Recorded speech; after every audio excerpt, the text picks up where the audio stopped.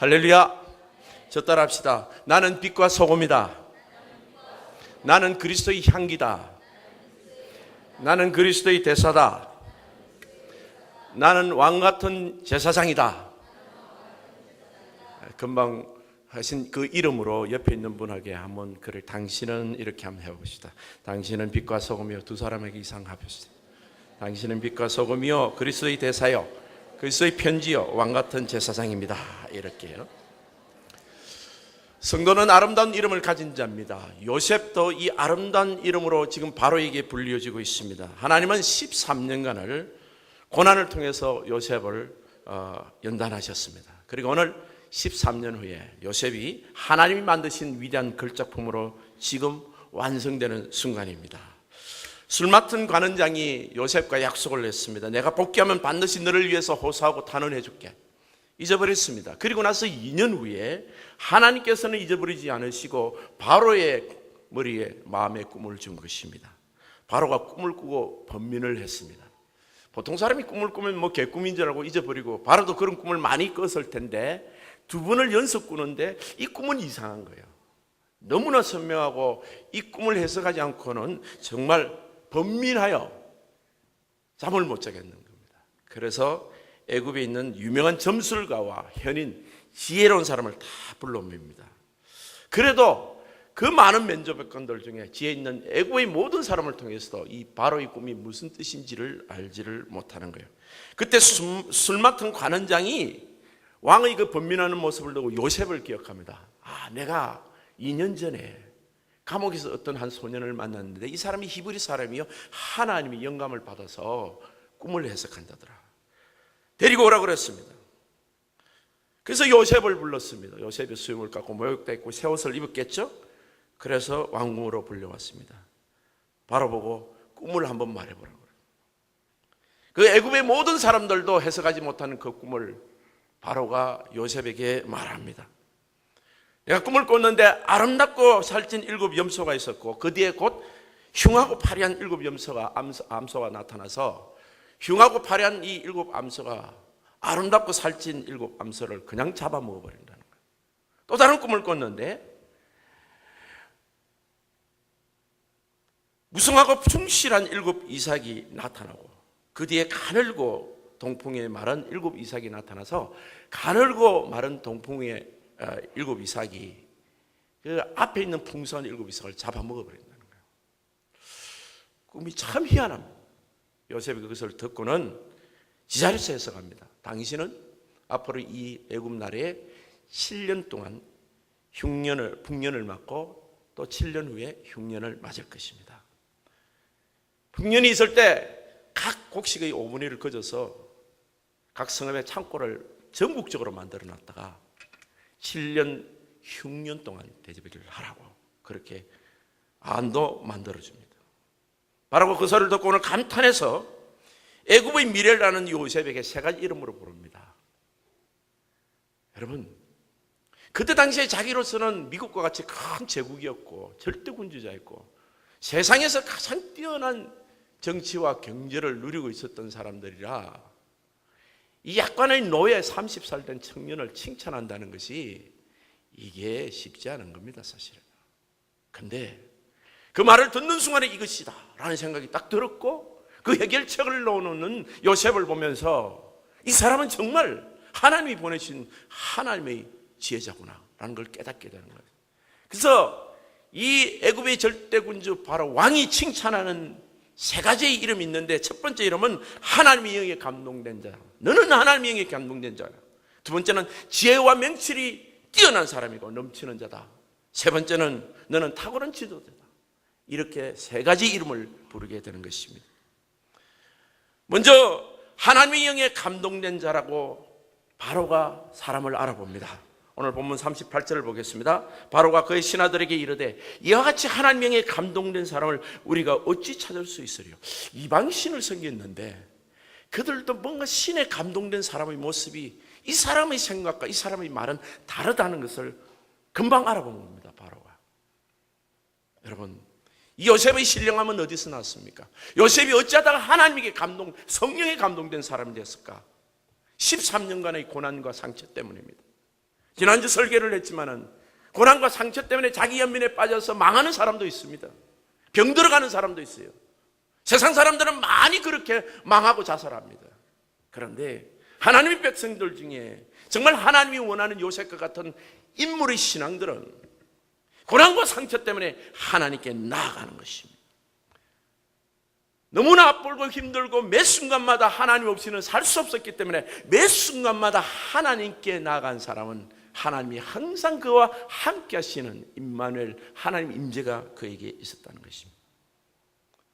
고린도서의 바울은 자기의 약함이 곧 하나님의 강함이라고 그랬습니다. 나의 약함에, 나의 이 병듦에, 나의 이 허물에 하나님이 권능이 와 계신다는 것을 고백했습니다. 요셉도 마찬가지였습니다. 자기의 상처에 하나님이 와 계십니다. 그 상처를 안고 하나님께 달려갈 때 그 상처에 날개가 있다는 거예요. 하나님 그를 붙드시고 같이 하나 되게 하시고 자기 안에 거하게 하십니다. 그래서 하나님이 성령의 감동으로 높이 올리십니다. 독수리 날개치며 올라간다는 말은 이 성령의 바람을 통해서 하나님과 같이 높은 데 올라가서 이 세상을 내려다볼 수 있는 안목이 생겼다는 것입니다. 사람의 눈은 옆에서 보는 눈이요, 뭐 고부고부 똑같잖아요. 뭐 니네 할 것 없이 뭐 별로 다른 사람 없지 않습니까? 우리가 볼 때는. 그런데 사람이 하나님의 눈을 가져서 하나님 눈으로 내려다볼 때는 상황이 달라지는 거예요.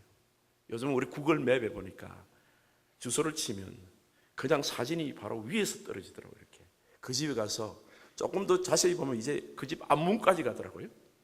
길까지도 다 보여지고 아직 그 주변 상황까지 다 보여지더라고요. 그런데 하나님 눈은 밖에만 보여주는 것이 아니라 안에까지 들어가는 거예요. 하나님. 위에서 볼 뿐만 아니라 자세히 그 안에까지 들어가서 볼 수 있는 하나님의 능력을 하나님이 주시는 것입니다. 사람이 하나님의 눈으로 이 세상을 본다면 얼마나 지혜로운 사람이 되겠습니까? 성령의 감동이 됐다는 것은 모든 것이 하나님의 입장에서 볼 수 있는 눈이 트였다는 것이에요. 그래서 범사에 하나님 눈을 가진 사람, 그것이 성령의 하나님의 감동된 사람입니다. 범사에 하나님을 인정하는 사람이었습니다. 오늘 본문 16절을 우리가 읽지는 않았지만은 갑자기 본문 16절에 보면 요셉이 바로에게 대답하여 이르되 내가 아니라 하나님께서 바로에게 편안한 대답을 하시리다. 요셉이 13년간 하나같이 훈련받은 거 있었어요. 내 인생은 가만히 보니까 내 마음대로 되는 게 아니더라고요. 내가 17살 때 노예로 잘 잡혀오는 날은 그날도 몰랐습니다. 잡혀오는 그 순간 바로 5분 전에도 몰랐다는 거예요. 또 보디발의 집에서 감옥에 갈 때까지도 5분 전도 몰랐습니다. 여러분, 우리 인생은 한치 앞을 모르는 거예요. 우리 인생은 또 앞으로 남은 날 오늘부터 이후로도 우리 모릅니다. 나는 자신만만하고 내 인생 내가 알고 내 뜻대로 안 되죠. 여러분. 하나님만이 하시는 거예요. 그래서 범사에 내 인생을 하나님이 주관하신다. 하나님은 사랑이시다. 하나님이 세상을 이처럼 사랑하사 독생자를 주셨으니 이는 저를 믿는 자마다 멸망치고 영생을 얻게 하심이라. 우리가 아직 죄인 됐을 때 그리스도께서 우리를 위해 죽으심으로 하나님 아버지 자기의 사랑을 확증하셨다는 거예요. 하나님은 사랑이신데 내게 이렇게 어려움을 허락하셔도 하나님의 사랑의 성품이 변할 수가 없다는 거예요. 이 분명히 뜻이 있다는 거예요.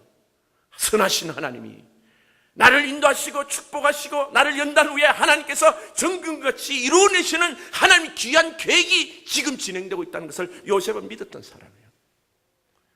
그렇기 때문에 범사에 모든 일에 하나님이 하신다는 것을 인정했던 사람입니다. 그래서 오늘 본문 16절에 보게 되면 내가 아니라 그랬어. I cannot do it. 나는 할 수 없습니다. 꿈 해석요, 그건 내가 할 수 없는 거예요. 하나님께서 바로에게 평안한 대답을 하시고 내 안에 계신 하나님이 말씀하십니다. 사랑하는 성도 여러분, 여러분과 저도 성령이 우리 안에 거하고 계세요. 예수 그리스도의 영입니다. 여러분, 내 인생 내가 살지 말고 내 인생을 주관하시는 그분이 내 인생을 살도록 그분에게 맡기는 것이 중요해요. 그리고 그분을 인정하는 거예요. 여러분, 놀라운 것은요, 많은 성도들이 예수를 믿고 구원을 받아도 내 안에 하나님이 와 성령이 와 계신다는 것을 인식을 못하는 경우가 많아요. 어떻게 하면 인식할 수 있죠? 조그만 일도 그분이 하신다. 주님 당신이 하신다. 주님 들으셨지요. 주님 아시지요. 자꾸만 이렇게 고백을 하면 어느 날 그분이 턱 말씀하세요. 그래, 내가 안다. 너의 아픔을 안다. 내가. 내 안에 계신 성령님은 우리가 그분을 자꾸만 인식하고 인정하고 그분에게 물을 때 그분이 대답하기 시작하는 거예요. 그래서 요셉은 13년간 그 하나님 한 분을 의지하고 살았다.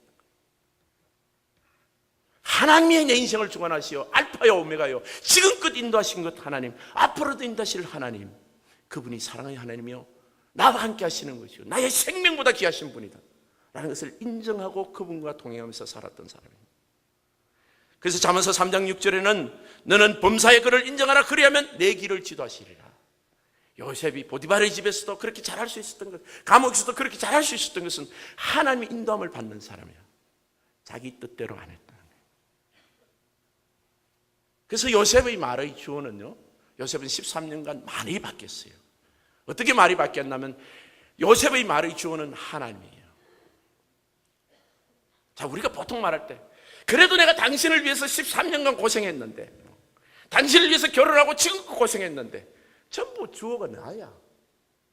잘못된 거는 당신이야. 당신이 이렇게 해서 그렇게 됐고, 당신이 잘못해서 이게 지금 우리 가정이 어렵고, 잘한 거는 전부 주어가 나고, 못한 거는 당신이야. 주어가 아니에요. 여러분, 우리 주어는 주님이어야 됩니다. 주님이 당신을 주셨고,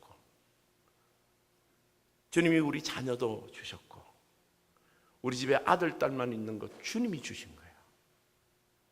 실수로 낳은 자녀 없습니다, 여러분.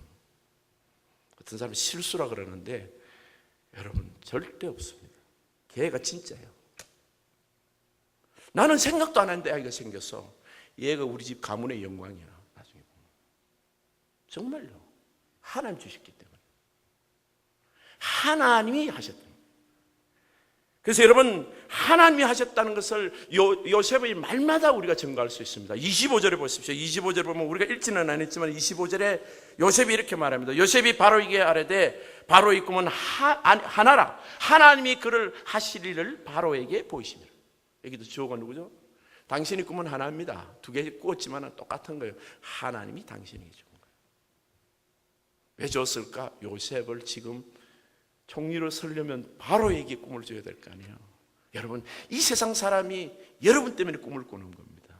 여러분이 그 사람의 꿈 때문에 하나님이 높이시는 일이 되는 거예요. 하나님께서 세상 사람도 사용하는 우리를 위해서.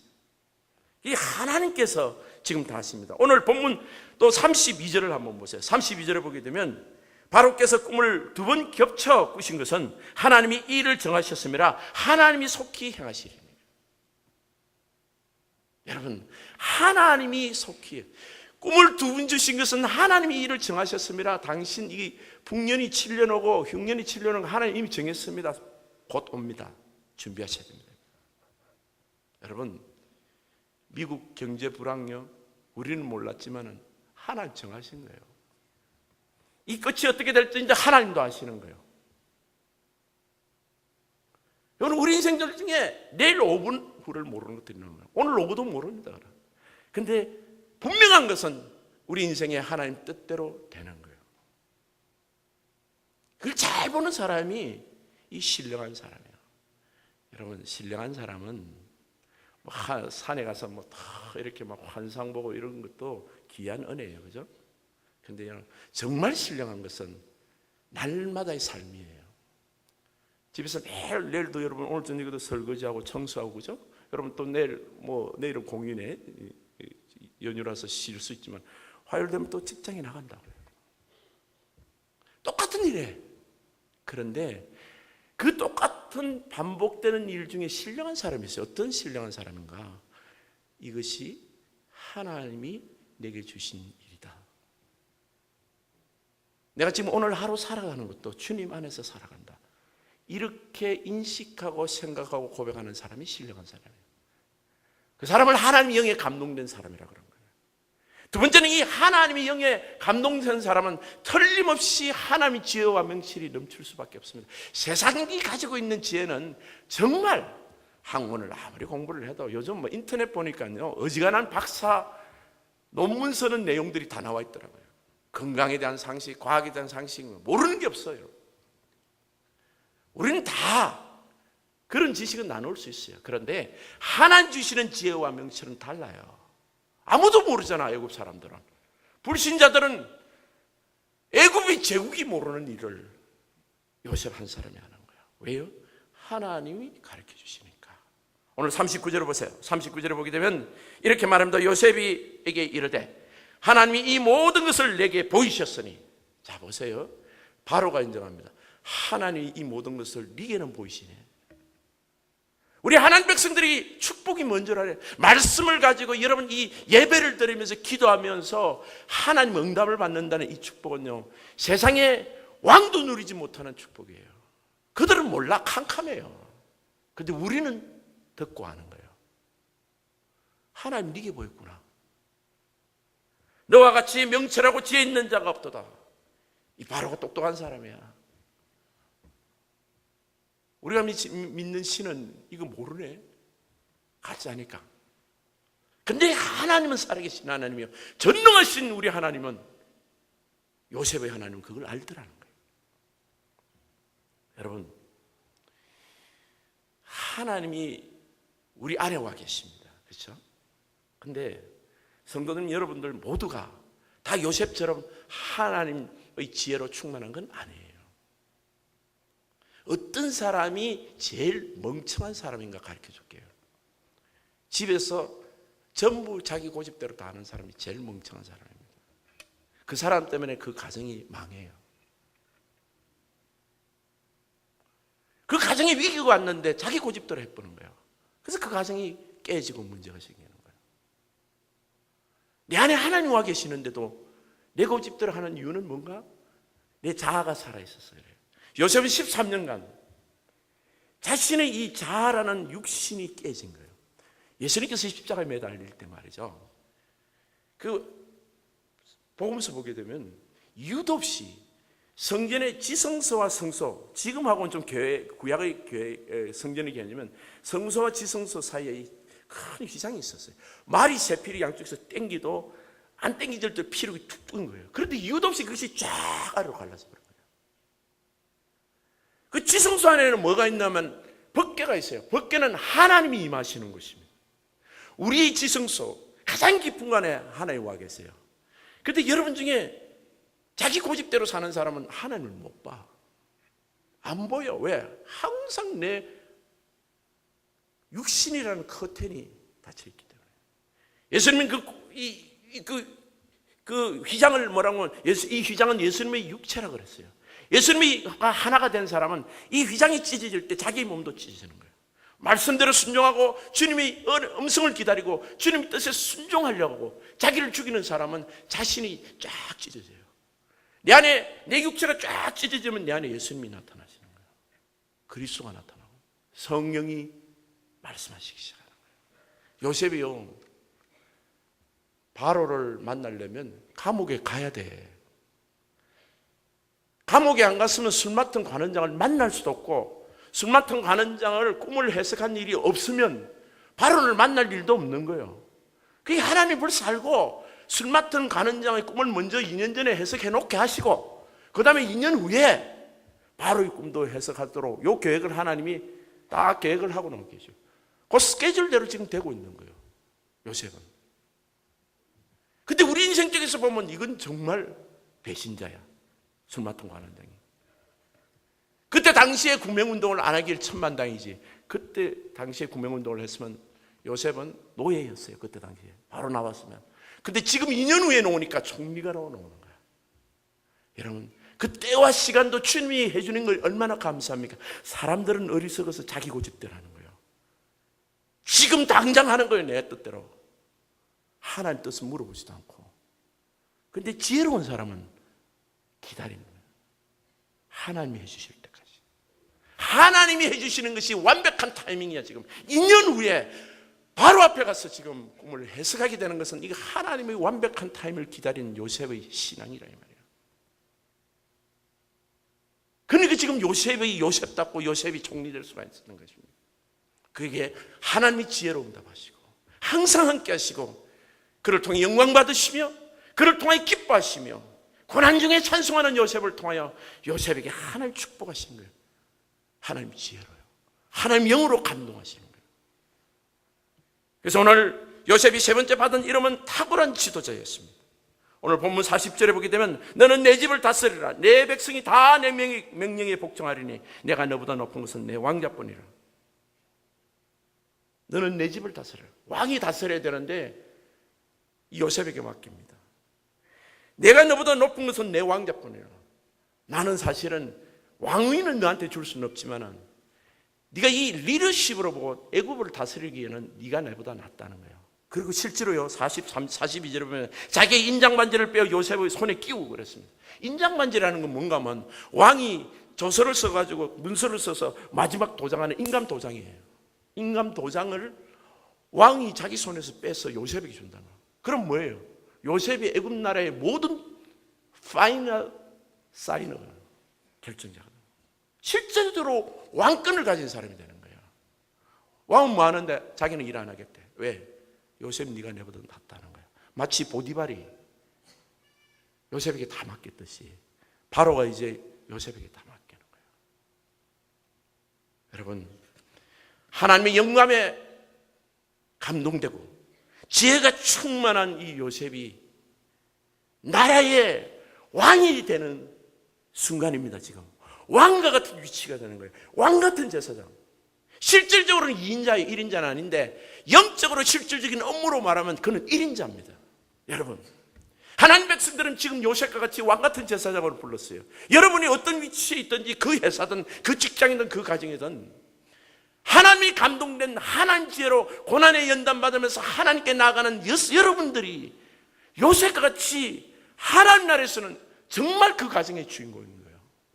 그 회사의 1인자다 이 말이에요. 사장이 1인자가 아니라 사원인 여러분이 1인자다 이 말이에요.